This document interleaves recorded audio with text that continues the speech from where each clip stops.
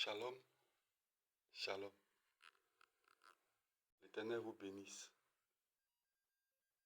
Je voudrais ce soir parler d'un grand Dieu. Un Dieu qui a créé l'univers. Un Dieu qui a créé les cieux et la terre, la mer, les sources d'eau et tout ce que la terre en fait. La Bible déclare dans le livre de la Genèse, chapitre 1, au verset 1, au commencement, Dieu créa les cieux et la terre. Je suis pasteur libre, Ange Godet. Je voudrais ce soir que nous partageons une pensée sur le grand Dieu. Mais avant toute chose, prions le Seigneur. Notre temps de Père Céleste, notre Dieu, Créateur du ciel et de la terre, à toi la gloire, la magnificence et la puissance au ciel des siècles. Tu fais toutes choses bonnes en son temps. Alors que ce soir nous voulons avoir une pensée sur le grand Dieu créateur que tu es, parle-nous de toi toi-même et révèle-toi à tes enfants que nous sommes. Parle à notre cœur et que ton esprit descende ce soir pour nous rapprocher de toi et nous arracher aux ténèbres. Au nom puissant de Jésus-Christ. Amen. Chers amis, qui est ce grand Dieu sauveur? Qui est ce Dieu d'amour? Ce Dieu créateur. D'abord, je pars sur la base de l'attribut de Dieu en tant que créateur.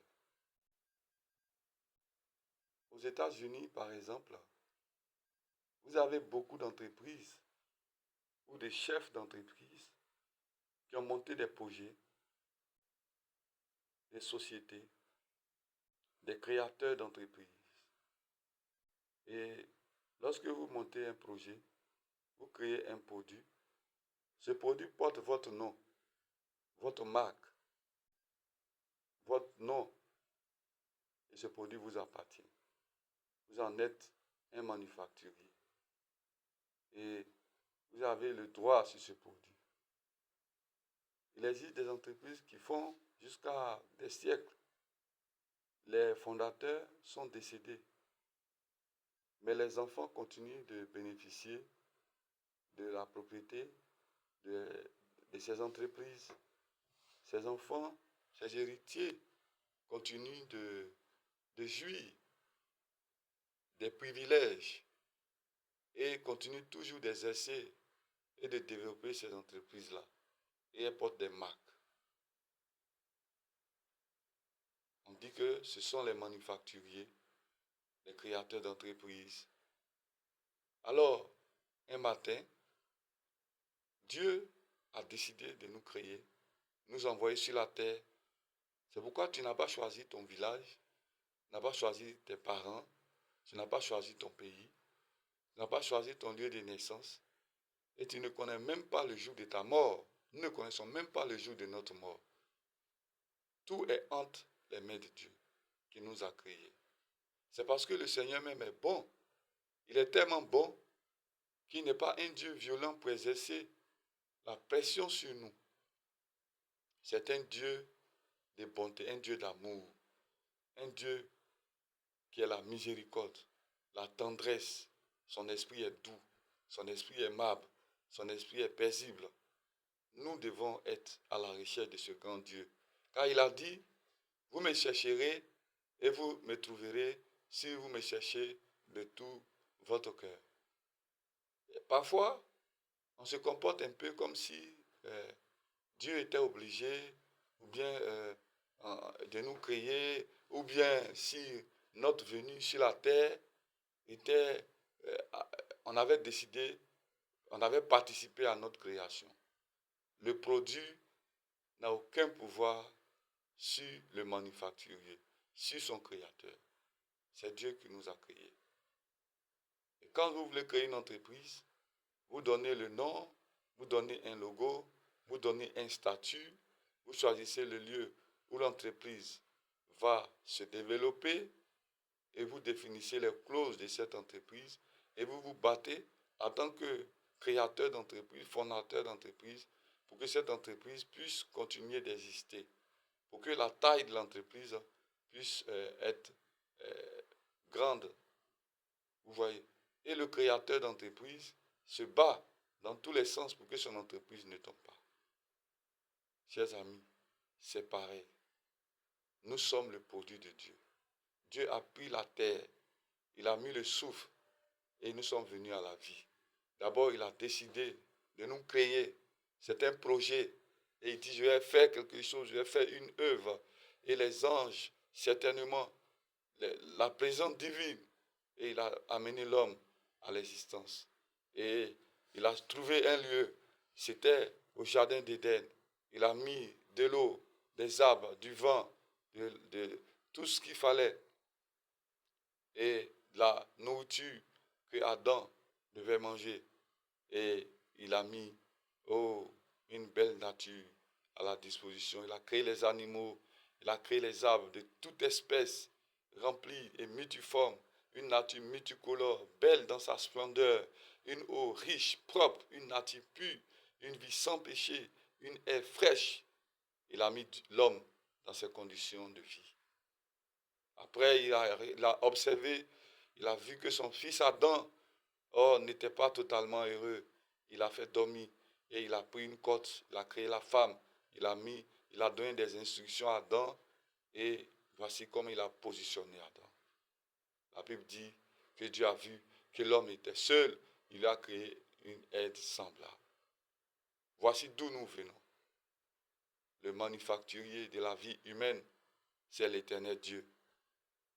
Et c'est lui qui décide de notre vie. C'est lui qui a le pouvoir sur ta vie. Il a le pouvoir sur ma vie. Il a le dernier mot. Il est le seul juge, le vrai juge, le juge capable, le juge honnête. Vous savez, chers frères et sœurs, quelquefois, nous ne passons pas du temps dans la prière. Nous devons rencontrer le Seigneur véritablement. Nous devons nous rapprocher de Dieu. Vous pouvez faire 30 ans dans l'église, 40 ans dans l'église, 50 ans dans l'église et n'avoir pas encore rencontré véritablement le Seigneur. Dieu se révèle à ceux qui le cherchent. Nous appartenons au Seigneur. Nous sommes un bien de l'Éternel. Nous sommes une propriété privée de l'Éternel. Mais comme l'Éternel n'aime pas la violence, il use d'amour et de bonté envers nous. Il ne nous abandonnera jamais. Ton Dieu ne t'abandonnera jamais. Il ne dort pas. Mon Dieu, il ne dort pas. Il ne dort pas. Jésus, il ne dort pas. Il ne dort pas. Jésus, il ne dort pas. Il ne dort pas. Jésus, il ne dort pas. Il ne dort pas. Jésus-Christ, il ne dort pas. Il ne dort pas. Jésus, il ne dort pas. Mon frère, tu appartiens à Dieu. J'appartiens à Dieu. Mon enfant appartient à Dieu. Ma femme, je l'ai eue de Dieu. Ta femme, tu l'as eue de Dieu. Il n'y a rien que tu possèdes que tu n'aies eu de tes propres forces. Les dons qui sont en toi, tu les as reçus de Dieu. Oh, c'est pourquoi nous devons marcher avec humilité, parler avec beaucoup de sagesse et d'humilité, nous prosterner devant Dieu, car nous avons tout reçu de notre Père Céleste. C'est lui qui nous a créés, c'est lui qui nous a donné. Nous ne devons pas dire moi, nous devons dire l'Éternel m'a donné. Chers frères et sœurs, toi qui écoutes ce message ce soir, ne te décourage pas. Si on t'avait chassé d'un travail, si on t'avait méprisé, si tu avais échoué dans ta relation, si l'église t'avait rejeté, si l'église t'avait abandonné, si le pasteur s'était mal comporté envers toi, si la communauté t'avait vomi, tout cela ne te connaissent pas, mais Dieu te connaît, car c'est lui qui t'a créé. Il t'a enlevé de la poussière, il a soufflé le souffle, il a mis le vent, et nous sommes la postérité, la suite d'Abraham, d'Adam d'abord, et ensuite la postérité d'Abraham. Nous avons un Père qui nous a créés, et nous avons un avenir céleste.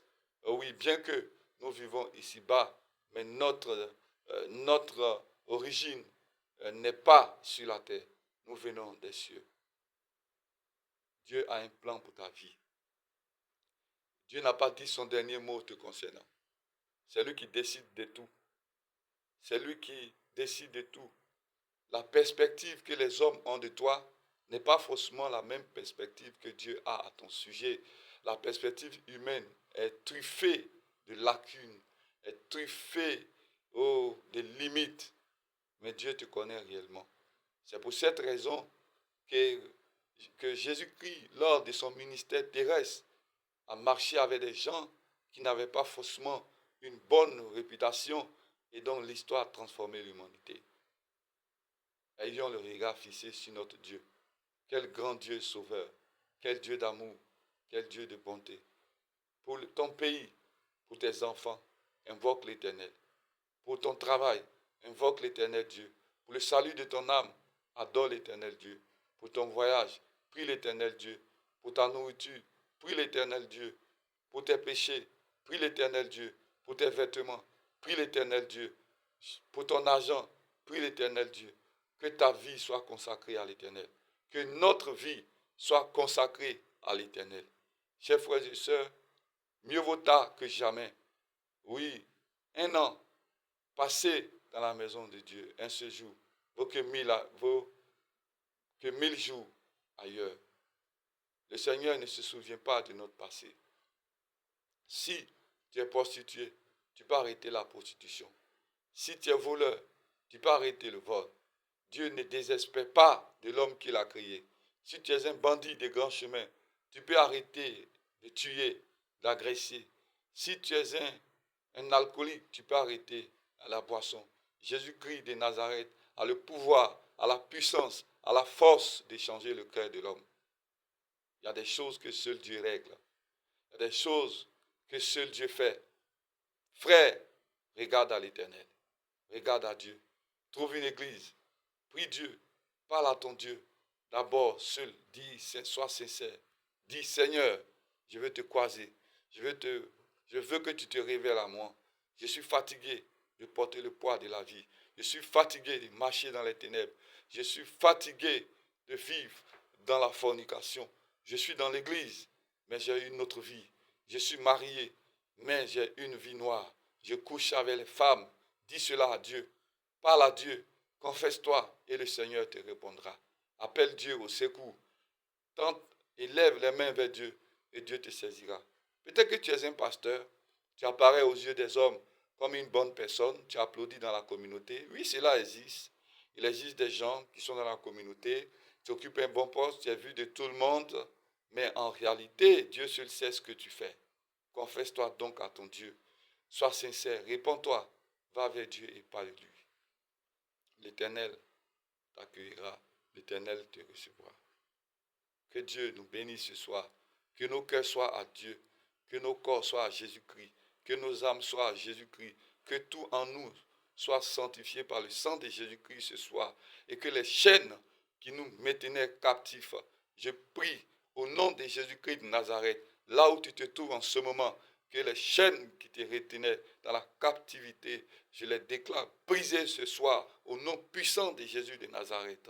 Que les liens de la fornication, que les liens de l'adultère qui te tenaient esclave, au nom de Jésus de Nazareth, je les déclare brisés ce soir. Je les brise, je les détruis. Et que les esprits de ténèbres qui attaquaient ta maison, je les déclare brisés, je les chasse loin de ta maison, au nom de Jésus-Christ de Nazareth. Frère, sœur, tu peux refaire ta vie. Tu peux encore refaire ta vie. Va à Jésus, c'est lui qui a les derniers mots. L'Éternel ne te juge pas. L'Éternel ne te blâme pas. Ne te blâme pas. Il n'est pas dans les jugements humains. L'homme est méchant. L'homme est cruel. L'homme est égoïste. L'homme est ingrat. L'homme est rancunier. Le cœur de l'homme est rempli de toutes sortes de méchanceté. C'est pourquoi Jésus-Christ ne regardera pas ce que les hommes ont dit pour te juger. Le jugement de Jésus ne se fera pas en tenant compte de ce que les hommes ont dit. Il est mort à la croix pour nous. Il a versé son sang pour nous sauver. Il connaît mieux l'homme que quiconque. Allons-y à lui, sincèrement. Donnons nos cœurs, nos vies à Jésus-Christ et que sa vie nous inonde et que nous soyons remplis du Christ.